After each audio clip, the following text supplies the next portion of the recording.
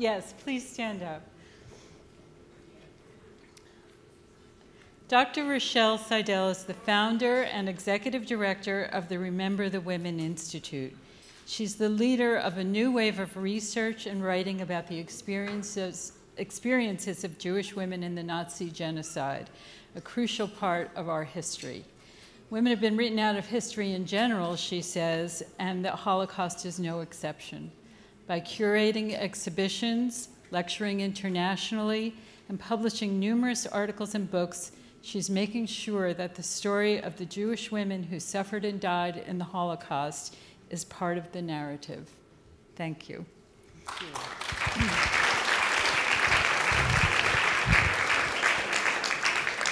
Thank you. I'd like to thank Women's E-News for this honor and congratulate all of the esteemed honorees. It's wonderful to be here this evening.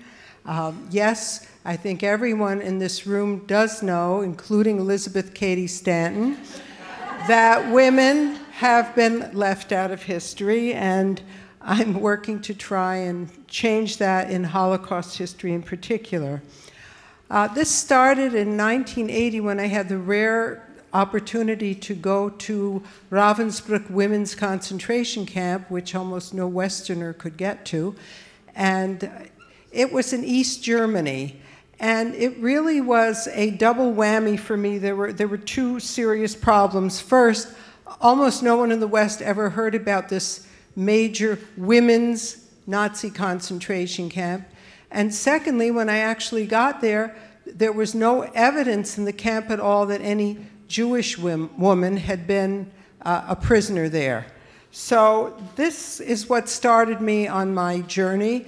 I was with a colleague that day, and he said that I went crazy that day. And I think maybe he's right, and it was a good kind of crazy, because this is what got me working on trying to give women their place in Holocaust history.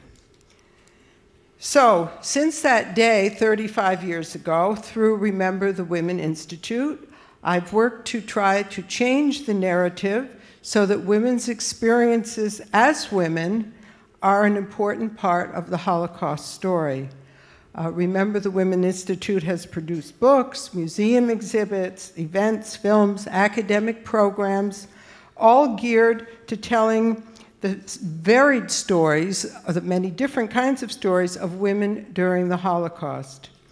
By the way, one of our books is about the sister, Gemma, of our own New York City Mayor, Fiorella LaGuardia, and she was a Jewish prisoner in Ravensbrück concentration camp, and I edited her memoir, which was published by Syracuse University. Maybe Sally or Elizabeth would like to know about that, because they seem to be from Syracuse.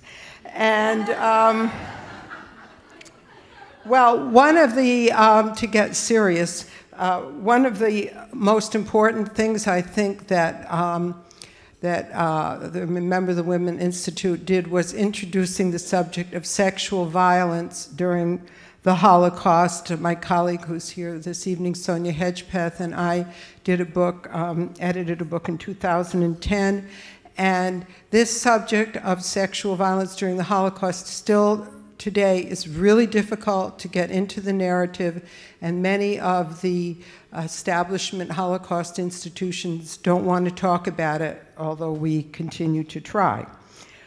We recently created a handbook, a resource handbook on women theater in the Holocaust. My colleague Karen Schulman, who's here, did this with me, and we think it's a very important way to memorialize the Holocaust in the future when young people don't really know about it, and unfortunately, since this is the 70th anniversary of liberation of concentration camps, we're not going to have survivors with us forever, and this dramatization becomes more and more important.